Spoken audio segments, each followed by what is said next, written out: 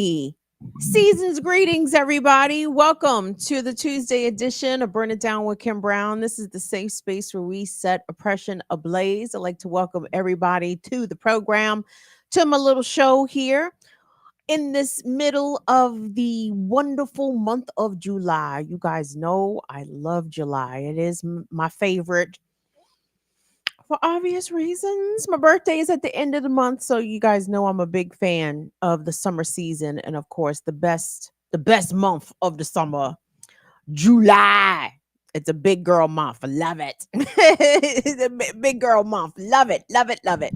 Anyway, hope you guys are doing well. Hope you guys are maintaining your mental, physical, and emotional health as much as you can under the circumstances, and we got a good show in store for you tonight. So coming at the up let me front sell my palette cleanser, give you a good reason to stick around. So if you happen to be a gamer, this young black woman has come up with an Afrofuturist video game to reclaim Africa's looted treasures from the museums and halls of the European plunderers. I said, brilliant. Imagine Tomb Raider, except we are reclaiming our real things stolen and plundered by the Europeans in a video game form. I said, oh, I love this for everybody, not just for the kids, literally for everybody. So stick around at the end of the show for that little palette cleanser. That's going to be a good one. I've got a couple of segments of Cops Ain't Shit. Finally, bringing you the story that I've been telling you about out of Chicago, where about a month ago, a CPD officer by the name of Crystal Rivera was shot and killed in the line of duty. But the plot twist is she was shot by her own partner, and yet other people have been charged with this woman's death. I said, no, wait a second. That's not how forensics works. That shouldn't be how prosecutions work. Usually the person who does the shooting is the one responsible for the homicide, but not in this case, not in Chicago, and not in Trump's America in 2025, or it could have been Biden's America in fucking 2020. Doesn't even matter. Andrew Jackson's America in 1847. Like, it doesn't even fucking matter. It's the upside down, no matter how you spin it. But the first place I want to begin is in New York City. Come on in here, everybody. Like the video, subscribe to us. We knocking on 10,000 one of these years. So come on in. It's Burn It Down with Kim Brown. We do this every Tuesday and Friday. Like, share, you can comment also, subscribe, comment, chat, do all the things.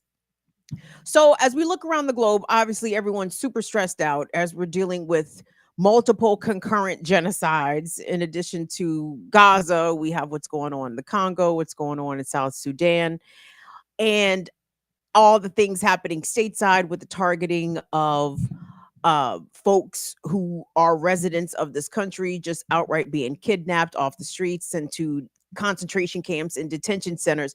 You know, one thing that continues, unfortunately, to be omnipresent in American society is the routine and normalized violence against Black women. And as a Black woman centered channel, a viral video from early July caught my attention. How could it not? And it starts in New York City. I was talking to Dre with or without about this on the last call-in show. Ridgewood, Queens. You guys familiar? I'm not. I'm not familiar with Ridgewood, Queens.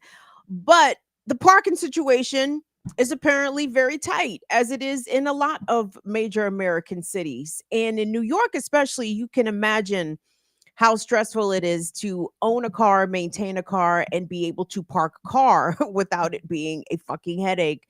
So we're going to pick up with the viral video, and it's edited for language. I think Fox 5 New York posted this. And let me set this up quickly. So 21-year-old Jada, I think her last name is McPherson, young Black girl, pleasant young lady, is circling the block numerous times looking for a parking spot. And she notices that there is a parking spot seemingly being held, saved in front of a home with a garbage can and someone kind of guarding the garbage can, occupying the parking spot. And this young lady, and she's going to tell us in the package. But long story short, she gets out the car like, "What's up?" Like, y'all been standing here guarding this parking spot for like 30 minutes. Like, come on now. Let us be realistic here. And then she was attacked by 3 people, 2 of whom I believe were men. 2 men jumped on this woman, this black woman, along with a third person. So it was a 3-on-1 fight. Nobody did fuck all, guys. Nobody did fuck all. Somebody, an elder gentleman with a cane raised up a little bit, but in theory, you guys are going to see the video. What exactly what he was supposed to do? But so I want you guys, and again, content warning for violence against women, for an unfair street fight, and a content and trigger warning for the outright apathy shown to this black woman on the street who is being assaulted. She's being ganged up upon, pummeled by men twice her size. And there are men present, there are men witnessing, and there are men standing around watching this black woman be beat on the street. So let's take a look at the clip, a content warning for violence against women. Let's take a look. The black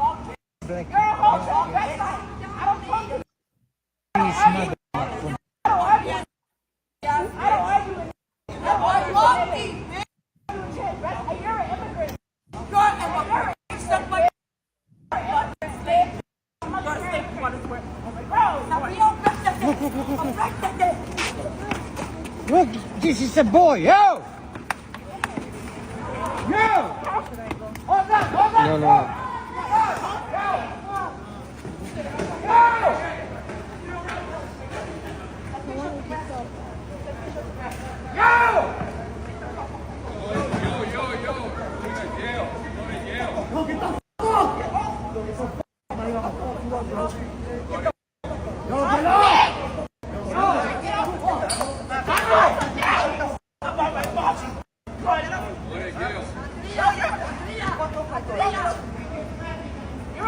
They're all getting. Do not.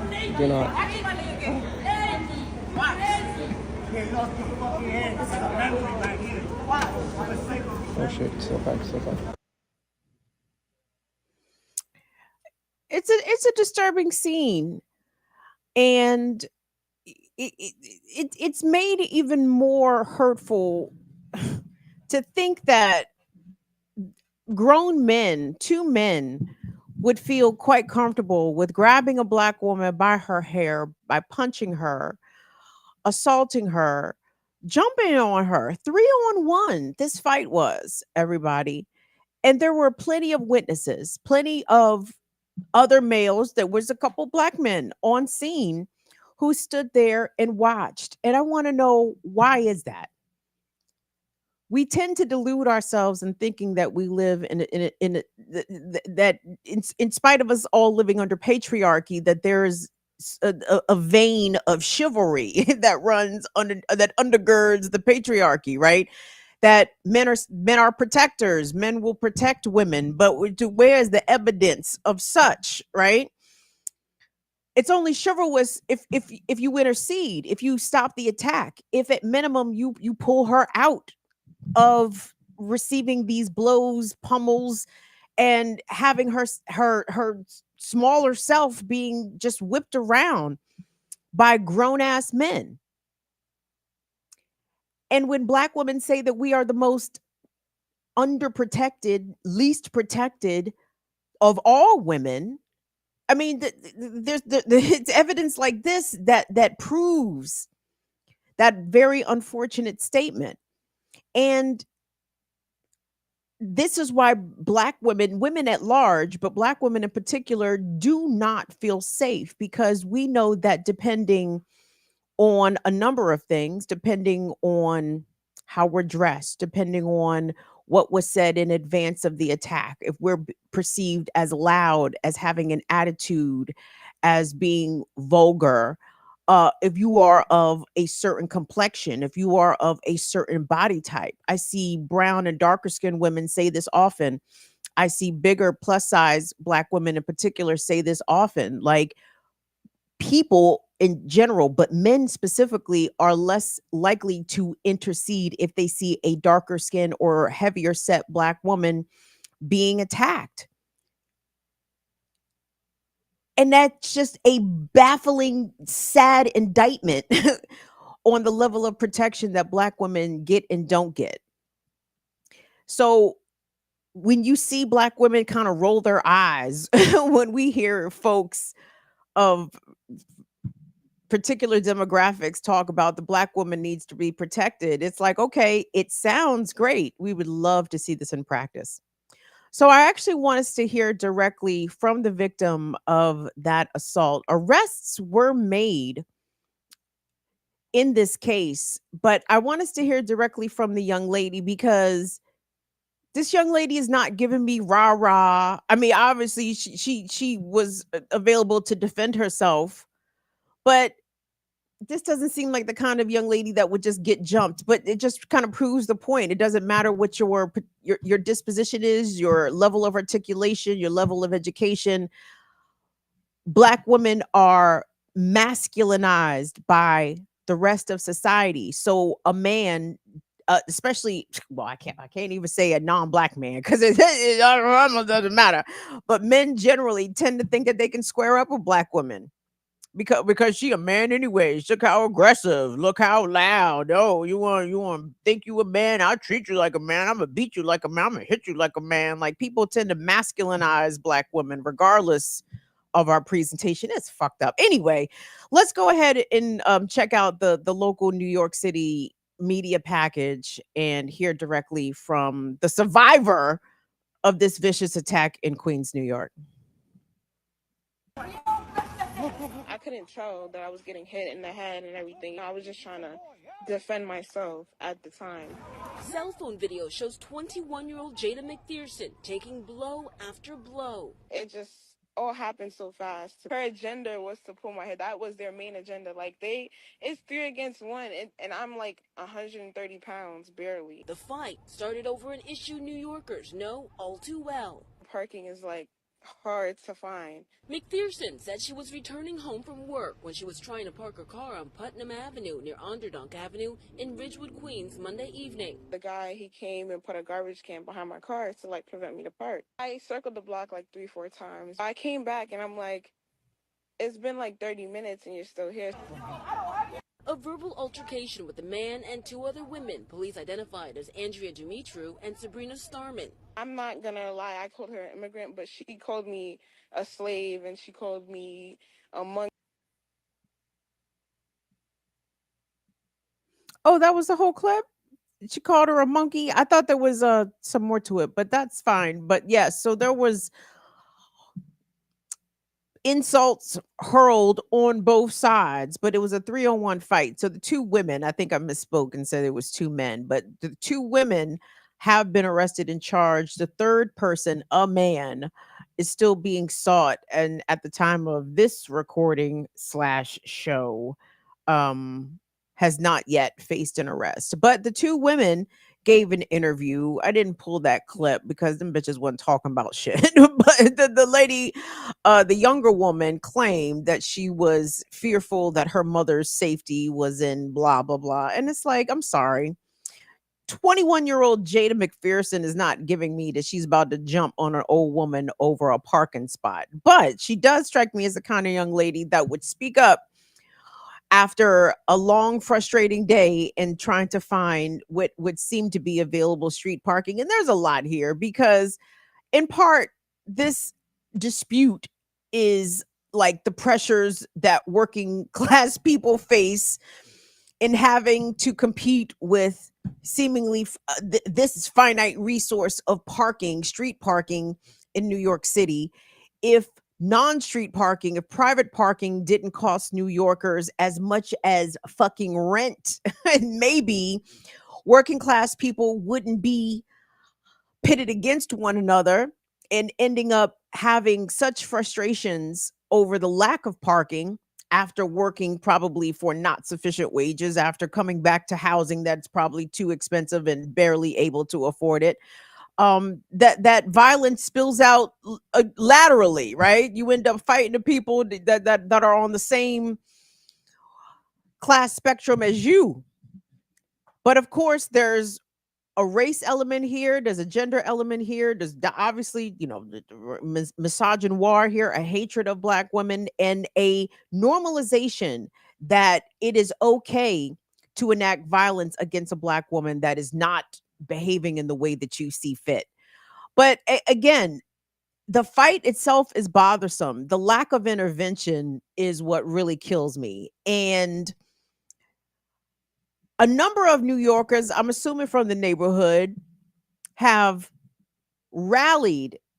I'm not sure if they've engaged in a series of rallies, but there was at least one that I believe was in front of the residence of the family that assaulted this Black woman. And I don't know the ethnicity / nationality of these folks that attacked Jada McPherson. I heard that the TikTok street said they was Romanian, though I'm not certain. You heard Jada call the lady an immigrant.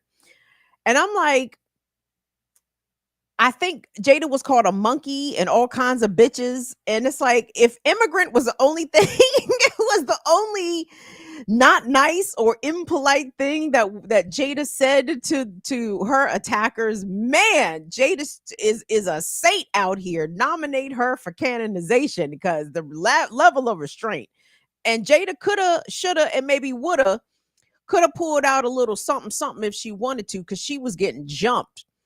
If she pulled out a polka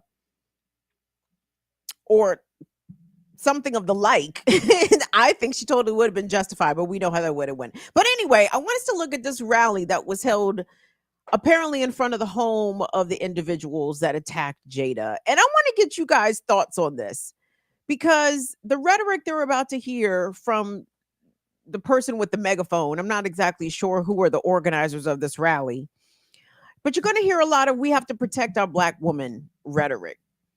And I'm like, that sounds great. It sounds awesome. It sounds like what should be happening. But the video shows us that it's not happening. So anyway, let's go ahead and take a look at this rally footage. And I want to get y'all's thoughts about, is this protection of Black women or what? Let's take a look. I'm gonna be like this. Because a Black woman was assaulted. We are here today because a Black woman was assaulted by 3 people right here in this very spot. And only one person in this whole entire neighborhood did something about it. We find that to be highly problematic. We are talking directly to you cowards who jumped one 21-year-old woman. We here now. We here now. We here to represent our people.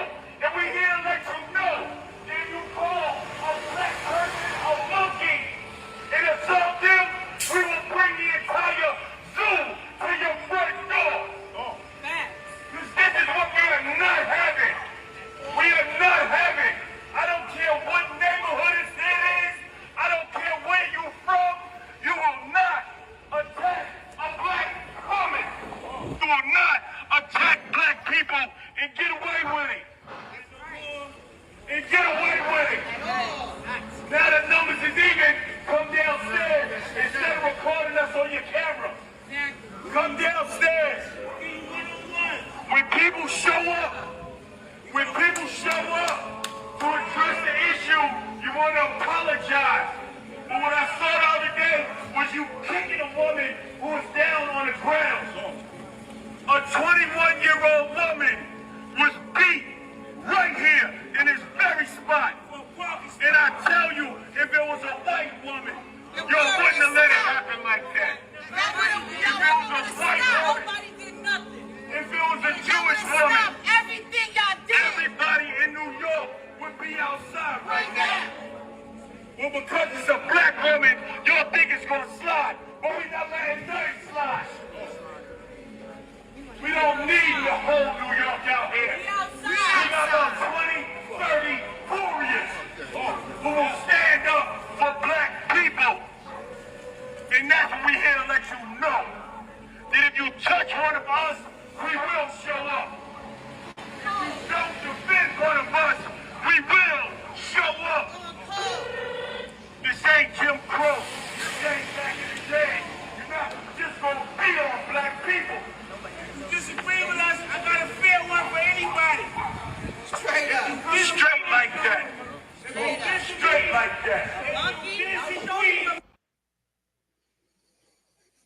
Yep. So that was the scene from Queens, where the spot where 21-year-old Jada McPherson was attacked by three folks. Jada appears to be okay. Thank goodness. But guys, is that well, I appreciate the sentiment and I appreciate the energy of, we if you attack a black woman, we're gonna show up, we're gonna confront. But the time to show up was when she was getting hit, when she was getting pummeled. You know, this belated protection. I'm like, is it really protection? Because it didn't prevent the harm that she experienced in broad daylight, being jumped by three people with a street full of witnesses. Showing up after the fact, I don't know if that's protection. And it's unfortunate because this definite misconception that black womanhood has ever been a defense or a buffer or a force field of protection from white racist violence. I hope we are all clear that all the atrocities and brutalities experienced by black men were experienced also brutally by black women throughout enslaved times, throughout antebellum times, throughout Jim Crow and Red Summer and civil rights movement. Like, black women have never been excluded from being beaten, assaulted, R-worded, lynched, hung. Like, all of that was waiting for black women. And not to mention, sometimes black women got very bad treatment at home and in the community. So what protection of black women looks like to me is preventing the harm or trying to stop or mitigate the harm in real time. It means getting involved in the instant. There was another incident, and maybe we'll talk about this Friday, we'll see. But the incident that happened in New York City, I think this happened in Brooklyn, where a young woman, maybe about the same age as Jada, late teens, early 20s, was being grabbed in an attempt to kidnap her directly out of the fucking subway. And it took several minutes of her screams and having to say, I don't know this man, who was pulling on her, trying to pull her out of the train station before anyone intervened. And thankfully, some men did intervene. But to the point, I've seen sisters say that that young lady was of a lighter hue. She was, thin build. Because a lot of times, sometimes people won't get involved in a man woman on the street, quote, dispute, because they will assume it's a domestic incident, right?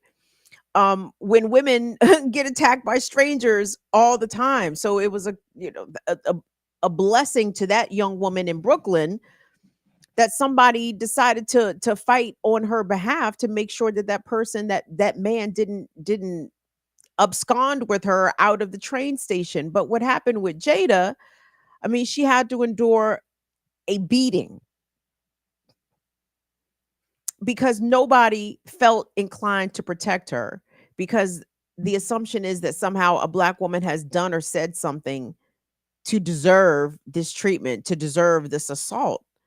And it's like, I don't know what can be done that would humanize, womanize, soften. I'm not sure. I don't know what else black women can do to make themselves more palatable victims who are deserving of protection and deserving of safety. Like, what is there a magic phrase that a black woman must say in public if she's being attacked by strangers? I'm a good one. I don't know what to say. What's the magic words? I don't have an attitude. Like, what can be said? I'm not difficult. Please help me. I'm not being a bitch. Can you please help me? Like, I'm just, I don't know what we can do to ourselves, because that's the perception here, that there's something wrong with us, that we are not deserving of said protection, which of course we are because we are the least protected. But either be the protection that you claim that Black women deserve, or shut the fuck up, or shut up about nobody is standing, we got to protect our sisters, or somehow you put the onus on Black women and them being attacked by either domestic partners or people on the street. The onus is put on upon us. Oh, well, if I was a woman, I'd have this, that, and the third. I'd have a knife, I'd have a pistol, I'd have spray. Yes, Black women do need to have things to protect ourselves, quite obviously, because no one's going to stand up and protect us. But god damn, like that's the most reliable option, is to be ready to fight back. Like, don't expect a man to swoop in and beat upon another man, even if y'all are strangers. It's fucked up. Please teach your kids, not just the kids, everybody, y'all. I understand that intervening in a potentially violent situation, the so-called hero can themselves end up hurt. I understand that. But it's like, what kind of society, what kind of place are we creating for Black girls, for young Black women, for old Black women? Like, what kind of society are we creating here? I don't want us to continue to, I don't want in 50 years for the phrase in the statement that Black women are the least protected in our society. I don't want that to still be true. You know what I'm saying? I don't know what can be said or done to make sure in 20 years that is not a true statement. That all of a sudden people start waking up and realizing that you can do something. Something can be done. Something must be done. And fine. If only documenting and standing there and recording the incident is all that can be done, well, if shout out to somebody said this, if you see as a layperson, a witness, an observer, and you are a man, okay, and you occupy the male body, if you see that someone else is documenting and recording, then that's your green light. Then that means you don't need to record. That means it's time for you to hop on in and say or do something. If not, start attacking the attackers. Pull out the victim. Make sure the victim is wrestled away from the people that are bringing them harm. But we want to send love and solidarity to that lady. And New Yorkers, we appreciate the rallies, but I want to see the retaliation. Where's the retaliation? Where that at? What that look like? Let's see. Let me take a break here, y'all. Real quick. Thank you all so much for being here, for joining us. Excuse me. I would talk about Trump and Epstein, but I'm not. I would not like to talk about the turning of MAGA onto Donald Trump. I'm just going to sit back and watch this play out. Let's see how this goes. But when Tucker Carlson and fucking Megyn Kelly start decrying that Jeffrey Epstein is a Mossad agent, and why is the U.S. government and the Trump administration specifically covering up, I said, oh, the shitteth may have hitteth the fan for the MAGA cult, but I don't have nothing to say about it in the interim, in the short term. I like to see how things kind of play out. So we're going to keep rolling. Listen, gang, if you want to support, you can always do so. Hey, shout out to Mike Mack. Shout out to Lisa V. Thank you guys so much for your support. We certainly appreciate it. If you want to hit us up via Cash App, you can do that. $ BIDWKB at Venmo, BIDWKB, PayPal.me/BIDWKB, Patreon.com/BIDWKB. Thank you so much to our patrons and to our YouTube channel members. You can get in on both of those platforms on the low for just $2 a month if you want to support the platform. But you could also sign up for more than $2. That too. Shout out to everyone that's in here tonight. And I want us to go back to New York for our Cops Ain't Shit story. I did mention this on the Remix Morning Show, but I wanted to bring it back because I think this is an important story And oftentimes, when Black women are the victims of police violence and police brutality, their names are not yelled out as much and as often and as loudly and as by as many people as sometimes compared to when our brothers are the victims of police violence. So Shamaya Sheedham, an 18-year-old young woman from New York City as well, on the weekend of July 4th, she allegedly got into an altercation with somebody at a cookout. And the NYPD was called and she was taken to jail, charged with disorderly conduct. But later that night, she was rushed to the hospital as she was found in her cell unresponsive. And I want us to pick the story up from there because last Friday, Shemaya's family held a rally outside of the NYPD precinct where she was found unresponsive because the story doesn't make sense, everybody. This young lady was bright, she was ambitious, she was a student, she had goals. Disorderly conduct, I believe, is a misdemeanor. It's certainly not a life ruining type of charge that an 18-year-old might consider harming themselves behind. So, what happened to this young woman? So, I want us to take a look at the package and talk about how the cops ain't shit and how far too many of our folks end up dead whilst in police custody. And usually the deaths are not investigated, they are not pursued, they are very rarely classified even as homicides because the medical examiners and the police tend to do a lot of paperwork chicanery to cover for one another's actions. So, anyway, let's take a look at this package. Right now is that things are getting really tense out here. So tense, in fact, that what we know right now is that things are getting really tense out here. So tense, in fact, that police have put up temporary fencing outside the 41st precinct over here in case there are more protests. This is where that 18-year-old is said to have suffered some sort of deadly medical emergency. But if you ask her mom, she'll say this is all suspicious, and she is demanding truth.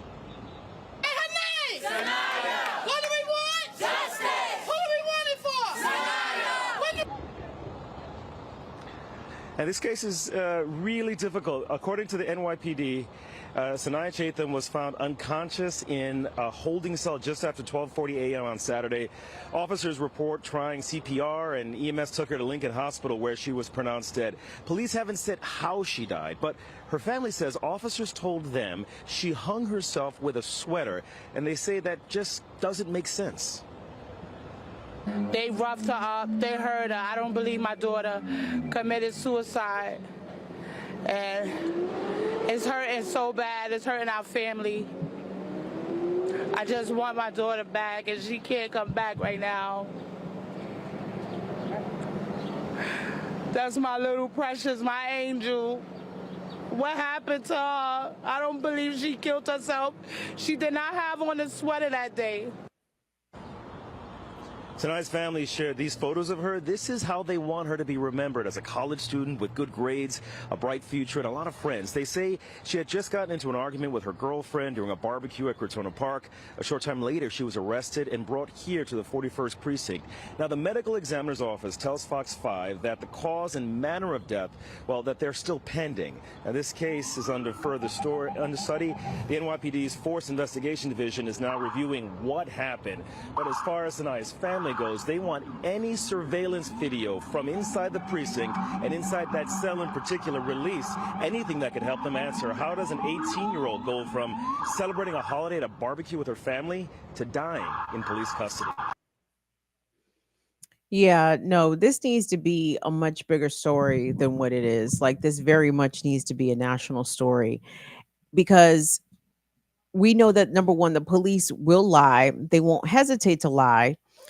They will continue to amend and tinker and edit their lies and off basic common sense, guys. I'm trying to tell you, don't underestimate your common sense. If something doesn't sound right, then it's probably not true, right? The mother says that she wasn't wearing a sweater. How did she hang herself with a sweater? Whose sweater did she have? Right? How did she hang herself at all? Where's the evidence that she was even hung? There's a lot of questions here that don't seem to be making any sense. And here's the thing, if we, the public, and I want to credit to Shemaya's mother and her family and her supporters, because if you don't loud it up, they will sweep it under the rug. They will slow walk the results of the autopsy. They will drag out the release of any sort of surveillance that was inside of the jail or inside of the cell. Like, this is all crucial and critical evidence that needs to be demanded a very quick release, or released as soon as possible, because there are things that don't make sense in the death of this young lady. And ultimately, if you are arrested by police, the police are responsible for your well-being. They are responsible, believe it or not. It doesn't seem that way in America, that the police are responsible, like under literal human rights. They are required to provide basic human dignity in terms of access to clean water, access to food, allegedly access to your constitutional rights, your right to due process, your right to contact an attorney or make a phone call and give someone some awareness or notification of where you are, where you're being held, what your status is, whether or not you're going to have a bail. Like, how come I'm not hearing anything about she was set to be arraigned? You know what I'm saying? Disorderly conduct, that's a ticket, right? Like, I don't even think you got to go before a judge if you get charged with such a thing. And the fact that this young lady, again, did not at all seem suicidal. And in the original story that we brought you on the Remix Morning Show, there was some footage, video of her celebrating the 4th of July holiday at a cookout. And the young woman looked very happy, very well adjusted. And I know people could be like, oh, well, you don't know how they was actually feeling. Listen, it has everything to do with her being in police custody is what makes this death suspicious, okay? So many people die in police custody in this country annually. We don't even know the number. I will continue to repeat this. The fact that local, your county lockup, your state facilities, your federal facilities are not required to report how many people die in custody. They are not required to report how people die in custody. And if the audit conducted by the state of Maryland recently that showed 36 people whose in custody deaths were characterized, misclassified as either undetermined or some other sort of bogus characterization. Now they've been reclassified as homicides. Someone did something bad to this young woman. And I hope that her family, and I hope that the greater New York community really, really goes to the mat to try to figure out what it is. Because there's no reason for this 18-year-old to no longer be here under the auspices of which she was found, and what the police have to say, because the police lie. We know that NYPD specifically, very good liars. Okay. They lie about the way that people die in their custody with frequency, and they are counting on apathy.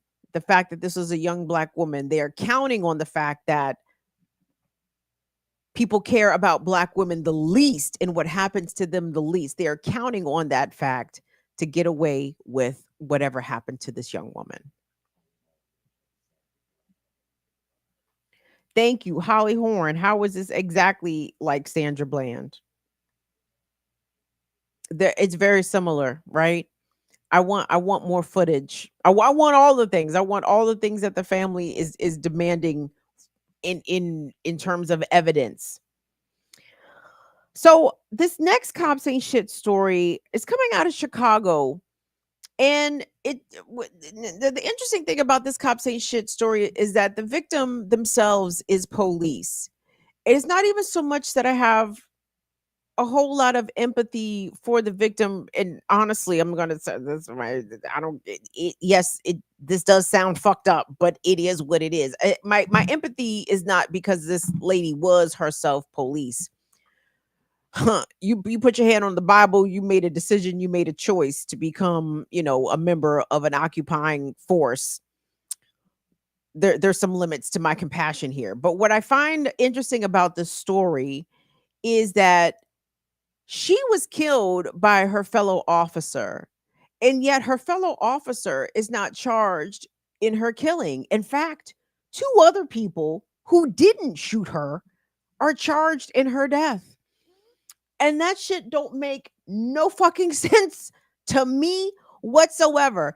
And it's been an interesting evolution of this story. So in early June 2025, Chicago police officer Crystal Rivera, a young woman, I think she's in her 30s. I think she's a single mom. She's only been on the force for a few years. And listen, I get why Black and brown people and women join the police, join the military. It's an opportunity to provide a livable salary, good benefits and pension and all that shit. But you're a cop. Okay, so that automatically makes you pretty much an enemy of the community, and a willing participant in the continued oppression of marginalized folks, especially marginalized communities in Chicagoland. Okay. So back in early June, when I saw the story that this lady had got killed while, I don't fucking know, running up in a house, pursuing folks. I don't know what the fuck they was doing. Probably some illegal shit themselves, the cops, right? But the details and the circumstances about her shooting, I'm like, this don't make no goddamn sense. And usually, if something doesn't make sense, it's probably not true.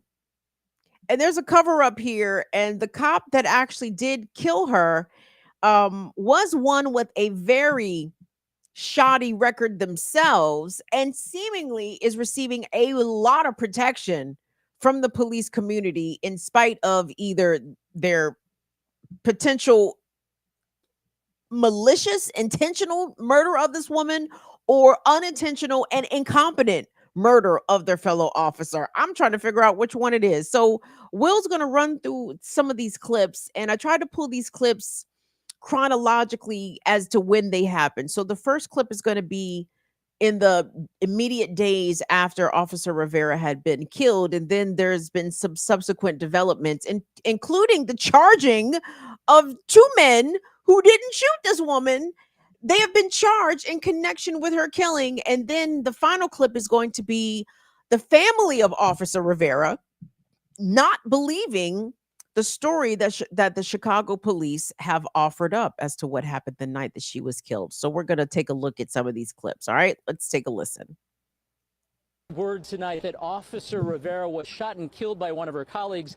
That late word tonight that Officer Rivera was shot and killed by one of her colleagues, adding to the tragedy that's already left this department reeling. Friends say Officer Crystal Rivera wanted to be a cop ever since she was a teenager. In her beloved Southside district, she earned the respect of colleagues and the community. Well, I've run across her several times. I mean, whether we were doing roll calls, she had a young child, and that's heartbreaking, and we're just going to continue to wrap our arms around her. The 36-year-old Rivera was shot around 10 p.m. Thursday near 82nd and Drexel after police say officers tried to stop someone who was believed to be armed. Officers giving chase as that person ran to an apartment. They were then confronted by a second person who was in that apartment who was armed with a rifle pointed at the officers. At some point, the officer discharged a weapon. Our officer was struck. 10-1, 82nd and Drexel. Officer shot, 82nd and Drexel, 10-1. Rivera was rushed by fellow officers to University of Chicago Hospital where she died. A sea of blue saluted their fallen colleague. and escorted her ambulance to the medical examiner's office. We're going to continue as a city to pray for the Rivera family and the entire police department. The tragedy compounded by new details released by Chicago police, who say further investigation revealed the only weapon discharged during this incident was the weapon of the officer, whose gunfire unintentionally struck Officer Rivera. An autopsy reveals Rivera was shot in the back. Her death ruled a homicide. Investigators spent the day gathering evidence at that apartment. We're not going to release any information until we have all of the evidence and we can really decipher what occurred at that scene. Officer Rivera had 4 years on the job and spoke with ABC7 at her police graduation. The mother of a 10-year-old girl, she had planned a birthday party this weekend for her daughter. A really sweet person, got along with everybody, just a great, very kind and outgoing person. Police say they recovered 3 guns at the shooting scene and have the person from the apartment who allegedly pointed the rifle at officers in custody, though no charges have been filed at this time. Armed violence and having a firearm without a valid FOID card. Officer Rivera and her partner were chasing after someone. Start from the beginning, Will. A 25-year-old man is now facing charges in connection with the death of Chicago police officer Crystal Rivera. Police say Adrian Rucker is charged with armed violence and having a firearm without a valid FOID card. Officer Rivera and her partner were chasing after someone when Ruckers went into a building on South Drexel Avenue in Chatham. Police say when her partner entered, he was confronted by Rucker, who allegedly pointed his gun at the officer. As Rivera continued to chase the other man, her partner accidentally fired his gun and hit Rivera in the back, killing her. 3 guns and possible drugs were said to be recovered, that is, from the scene. Well, a second man arrested in connection with the death of Chicago police officer Crystal Rivera remains behind bars tonight. That's after a judge ordered him detained after he determined that he was a danger to the community. Now, investigators say 27-year-old Jalen Arnold is a drug dealer who was armed when he encountered Officer Rivera and her partner, and that he set off a chain of events that led to her death. In court, prosecutors say the encounter was captured by security cameras and police body-worn cameras as well. Supported by a small group of Chicago police officers, the family of Chicago police officer Crystal Rivera leaves court without saying a word after a Cook County judge orders that a second man be detained after he's charged in connection with the death of the officer. We have to take this seriously. Judges have to take this seriously. The community has to take it seriously. It's not just people selling drugs and just trying to make ends meet. These are criminals, and they create dangerous situations that put everyone's life at risk. 27-year-old Jalen Arnold, who authorities say was on parole at the time, was arrested. Arnold now faces several felonies, including weapons and drug charges, along with a warrant violation. Investigators say Arnold was an armed gunman. They say Officer Rivera and her partner first encountered on the evening of June 5th near 82nd and Drexel. In court, prosecutors say the officers tried to engage with Arnold after they noticed what they thought was a gun with a drum magazine, and Arnold ran, prompting a pursuit. The pursuit led the officers to a nearby apartment, which authorities say Arnold had guns and where he was preparing drugs for sale. That's where investigators say Officer Rivera and her partner came in contact with Arnold's co-defendant, Adrian Rucker, who pointed a gun at police. Authorities say that's when Officer Rivera's partner lost his footing and his weapon accidentally discharged, striking Rivera and killing her. Rucker has already been charged in connection with the officer's death.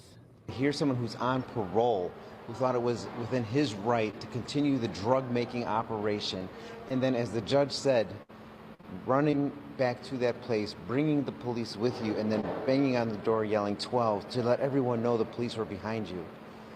There was intentionality. Now, it's still unclear if there will be any more arrests associated or connected to the officer's death.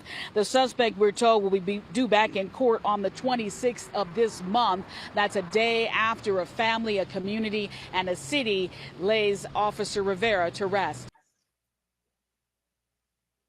Questions about her partner. Our Nate Rogers spoke to them earlier and has more on what they are asking. Attorneys representing Officer Crystal Rivera's family say something is not right about this case. Attorneys saying that there were clear warning signs about Rivera's partner and, quote, that he never should have been a police officer. Rivera's mother, Yolanda, now pleading for transparency. I need to understand what happened that night. I need to know the truth. Yolanda Rivera and a dozen family members, along with attorney Antonio Ramanucci, announcing a civil investigation into Officer Crystal Rivera's death. Had this bullet come from a civilian's gun, we'd have a lot more answers. The narrative would be a lot clearer. We would know why charges were being filed, why it happened, how it happened, where they were standing. Attorneys say CPD showed the family some of the body camera footage from the incident, but it doesn't line up with the department's narrative of what occurred, they say. We need to understand where both officers were positioned, where other people who were involved, where they were positioned. What was the angle of the shot fired? What was the timing of events? The 36-year-old was killed June 5th while pursuing suspects in Chatham. Police say her partner accidentally discharged his weapon. The single mother and 4-year police veteran was shot in the back and died. Suspects, as we understand it, were in front of the shooter, or at best to the side, and Crystal was behind the shooter. Today's announcement comes days after published reports say Rivera's partner has more than a dozen misconduct complaints, 2 reprimands, 3 suspensions, and even flashed a gun at a woman back in 2022 while off duty. The officer in question, now on administrative leave, has been on the force for 4 years. Crystal was the type of woman who would show up for you before you even knew you needed her. Now, the family is asking for all unedited police body camera footage and dash camera footage to be released in this case. In addition, they would like the police department to call on Illinois State Police to launch an independent investigation. In addition, they're asking for the officer involved for his personnel file to be released. We know that the Civilian Office of Police Accountability is investigating. From downtown, Nate Rogers, Fox 32, Chicago. There's a lot to unpack there, gang. And you, again, who done it? This is a definite murder mystery, but it just goes to show you that police will even engage in cover-ups when it's murders of their own. When it's one of their own that is at the receiving end of a bullet. If it was a fellow officer that pulled the trigger, the cover-up machine will just spring right into effect, spring right into action. And again, I'm not trying to sound too callous here because, you know, Officer Rivera was police. Again, there's limits to my empathy and to my compassion. I do feel for her as a single mother. I feel empathy for her mother, wanting answers. And look at how the cops are just simply covering up. And not only that, but ruining the lives of, in my opinion, 2 innocent folks who did not pull the trigger, who did not have the murder weapon that took Officer Rivera's life. How are you going to charge 2 people with this lady's death when they didn't do shit for shit? The piece in which the alleged drug dealing record of the second suspect was just hammered upon, like, oh, you know, we don't care if he was selling drugs to make ends meet. You're a danger to the community. He wasn't the one who shot the cop. And in this whole racial profiling element of how the police even engaged with one of these suspects to begin with, you know, if the police would literally stop fucking with people just because they, quote, look suspicious on the street, hey, maybe more cops' lives would be saved. Maybe your officers wouldn't be placed in danger. But since it's your duty or your assigned task to simply shake down and fuck with people on the street who are actively committing no crimes. Oh, well, he was in possession of a gun. Nigga, was he shooting a fucking gun? Did you see the gun? No, they suspected he had a gun. And then engaged in a pursuit. And when these officers finally realize that when you try to just antagonize and pursue folks based off your suspicions, that is what actually makes police work dangerous.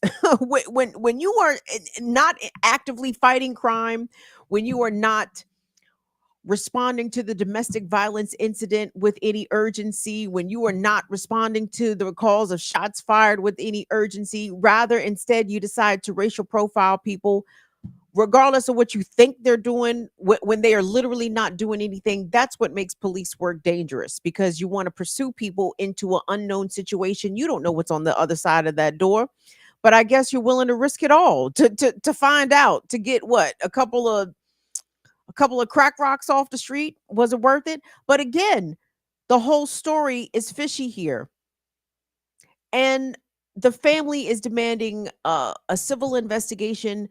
I believe the Civilian Oversight Board of the Chicago Police Department has, in recent years, I want to say in the past year or two, have had their oversight powers, in fact, reduce, or their recommendations don't carry as much weight as they used to. I can't remember. There was something.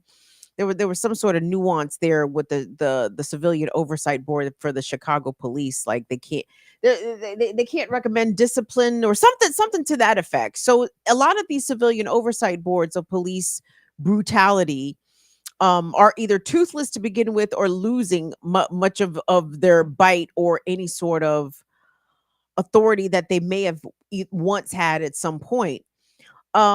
But this cop that shot his partner, that shot Crystal Rivera, also only a 4-year veteran of the force, but already 3 suspensions, a number of reprimands, all kinds of investigations.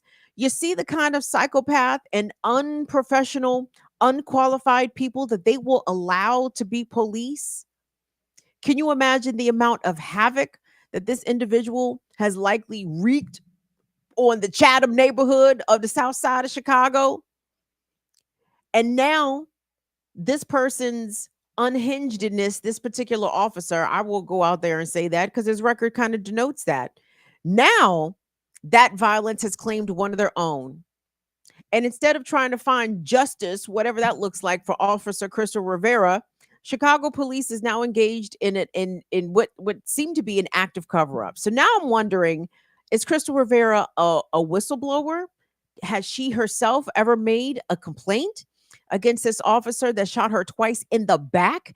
Gang, do you accidentally shoot anybody in the back twice? Did you hear how the fucking story evolved? Oh, it was an unintentional discharge of the officer's weapon. And then he slipped and fell and lost his footing and shot her twice in the back. What?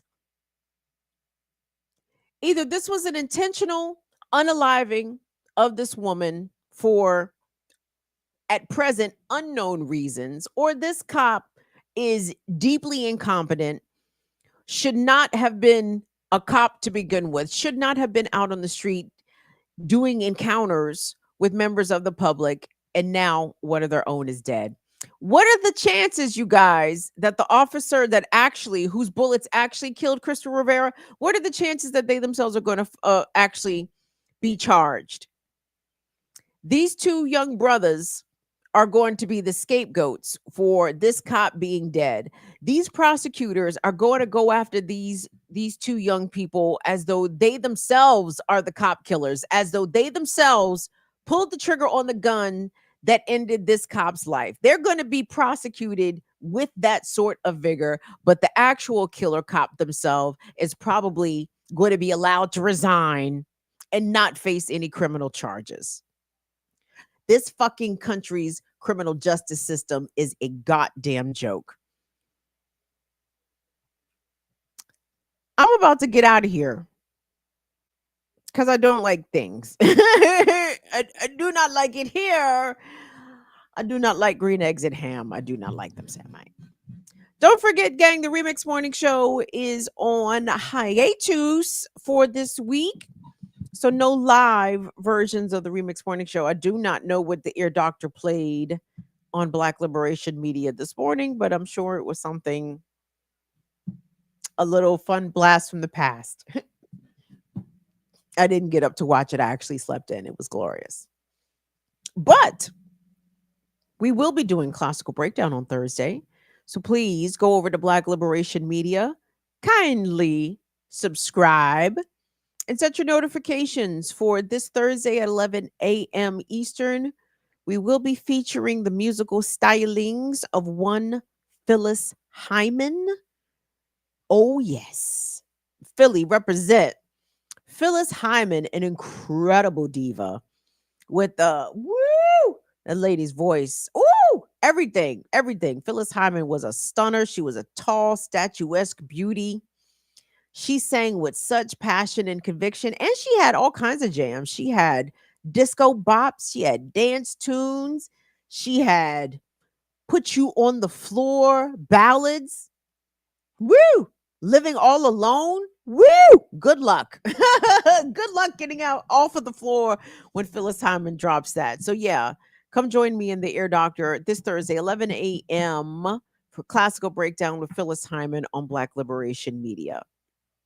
Oh, wait, I'm not almost done. Well, actually, I think I might hold the Amazon story for Friday. So let's hold that. Let us move along to our palate cleanser so we can turn the people dem loose. So if you happen to be a gamer, of which I am not, but I might be interested in this new game that was constructed and engineered, coded. I don't know. What do they call video game engineers? I guess they build shit. I don't know. But this game, I think it's called Looted, but don't quote me on that. It has everything to do with Black folks going to the museums. I'm not sure if the British Museum is on the list of museums that are the keepers of stolen things from Africa. But this game allows its players and its users to go and steal back. And I don't even know if you can't even can you steal back your own shit? No, I think it's called reclaiming. I think it's called repossessing things that are treasures to the African continent, but for unknown reasons seem to reside inside of European museums and American museums and museums really around the world. But the Europeans and the Americans, undoubtedly the worst plunderers around historically. So anyway, I wanted to share this this with you guys as a bit of a palate cleanser because I thought this was a fabulous idea for a video game. And I think it's something that Black folks and also our supporters, but Black young people and old niggas like myself could get behind. Let's find out more. Let's go. Imagine if you could take a precious 300,000-year-old skull that Imagine if you could take a precious 300,000-year-old skull that a European guy looted from Africa that now sits in a London museum and return it to its proper home. Well, in the new game Relooted, you can. Relooted is an African futurist heist game where you take back African artifacts from Western museums. That's Site Nube, one of the game's producers. I talked to her to learn about why Relooted is being hailed as one of the most anticipated games of 2025. You have a lot of missions. You collect various artifacts on these missions. You get information about the area and the targets, which are the artifacts that you're getting. And then you go to the location and you scout the area, and you kind of make your plan. You move things around. You have your crew members. You assign them to different locations to kind of help you with your proposed escape. And then once you've put everything into place, you pick up your artifacts and just go. Yeah. You run out of the museum. So yeah, you run out of there and try not to get caught. What inspired this game? It came about after our creative director, Ben, was at dinner in the UK with his mother who had just visited a museum and was outraged that there was a whole building front from southern Turkey inside the museum. And so he started thinking about how would you make a game out of getting a building out of a building.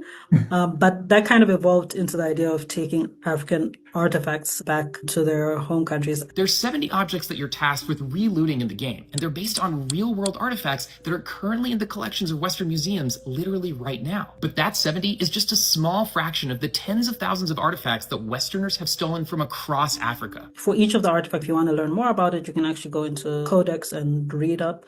But even before you go on to missions, you can hear more about why this was important to the people and what it means and other facts about where it was taken. And do you have a few examples of them? Yeah, we do have a couple of examples. Broken Hillman, which is a skull from Zambia that was taken by a Swiss miner, and it's in the National History Museum in the UK. The Benin bronzes, which are also very popular. In fact, I think in terms of restitution of artifacts, African artifacts, like the Benin bronzes are even kind of a symbol of the restitution efforts of this. Nigeria, where the Benin bronzes were looted from, has been trying to get the artifacts back for decades. The bronzes are scattered across 160 different museums, mainly in Europe and the United States. Progress to repatriate the bronzes has been slow in real life, but in Relooted, players can reclaim them without all the bureaucratic red tape. We are going to do whatever it takes to take back Africa's belongings. Site also said she'd always wanted to see games with original African stories created by Africans, and Relooted is just that. Their studio is based in South Africa, and the game's contributors come from Ethiopia, Nigeria, Ghana, Lesotho, and Zambia. Even with the voice cast for the game, we have gotten people from different places that kind of reflect the backgrounds of the characters in the game. Listen, are you having second thoughts? No, just hoping you won't get me killed. Yeah. For people who play this game, who finish this game, what do you want them to walk away with? No matter who you are, if you play the game, you will get a bit of awareness of the reality of how much colonialism has affected people's history around the world. Above that, I just want people to appreciate a story that's being told by Africans to a global audience. Please go get that game for your children. Go get it for yourself if you have no children. Relooted. I am fascinated. I am captivated. And for goodness gracious, if they need any voice contributions to any similar themed future games, I volunteer. I volunteer. I would totally offer up some voice acting on a game like that, gang. Listen, there's a clip going around right now. I happen to catch it. I don't like what the algorithm on TikTok is saying about me, that it keeps suggesting Candace Owens clips to me. I'm like, what am I liking? What am I bookmarking that the fucking app thinks that I want to see Candace Owens? But there was a clip of Candace Owens and Nick Fuentes. I hate that I even know these people's names, but Nick Fuentes was on her show and basically telling her that Africa contributed nothing to society or civilization, or Africa's contribution was minimal. There was nothing in sub-Saharan African, and Candace Owens, blah, blah, blah, blah, hemmed and hawed. She didn't have no response, no comeback. And it's like, listen, if what Africa created over millennia, if it wasn't valuable, then why the fuck does it live in so many European museums? Why are so much of Africa's things, Africa's treasures, Africa's creations, Africa's knowledge, why, if it didn't do anything, if it didn't mean anything, if it didn't have any value, then why the fuck did it get plundered by Europeans for literal centuries? Why are they still plundering Africa if Africa doesn't have any value? Because it's a lie. Okay, it's a nasty, filthy, dirty lie told by the colonizers, told by the descendants of the colonizers, and the ones that parrot all of that bullshit even in the 21st century today. Africa is so valuable that the holders of our stuff, they can't even conceive of a world in which they would actually give our things back to us. I'm not even talking about reparation. I'm literally, maybe I am talking about literal repatriation of the items that were stolen hundreds of years ago back to the original peoples and places which they came from. Africa is so valuable, gang.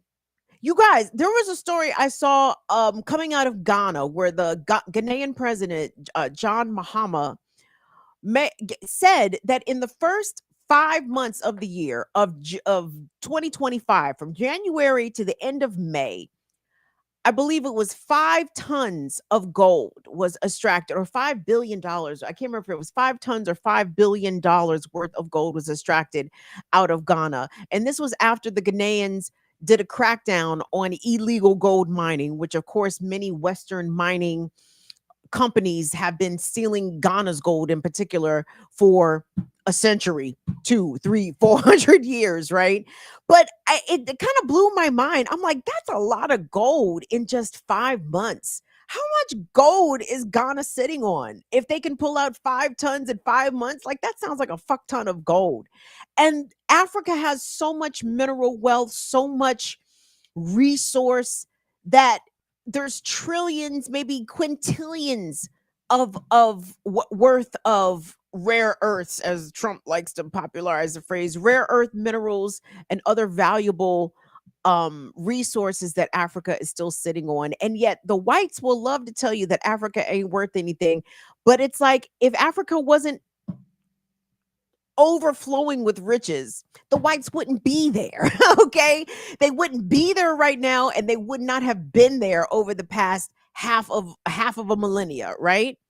So never fall for the lie that Africa doesn't have things of value. In fact, Africa has the most things of value. Africa is the most plentiful resource, mineral rich place on the planet, which is why the whites can't keep their hands off of it, and why they still are insisting upon holding on to things that they stolen from us over hundreds of years. So definitely check out that game Relooted, and get a little bit of knowledge. I appreciate them infusing information about these stolen artifacts and why they had value to the people in the first place, because everything was created on the continent. Okay, all the Roman classical knowledge, Greek knowledge, all that shit was done by the Africans, Arabs, and the Persians before the Europeans could even conceptualize the shit.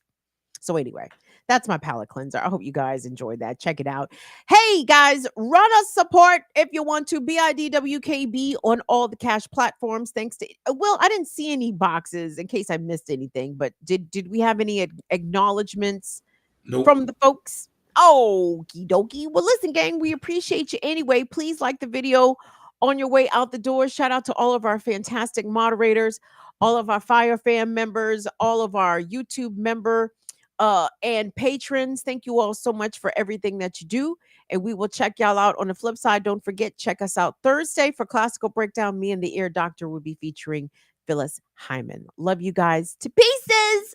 Thank you so much to Will and Molly. Love you guys. See y'all later. Bye bye. Deuces, deuces, deuces. Bye.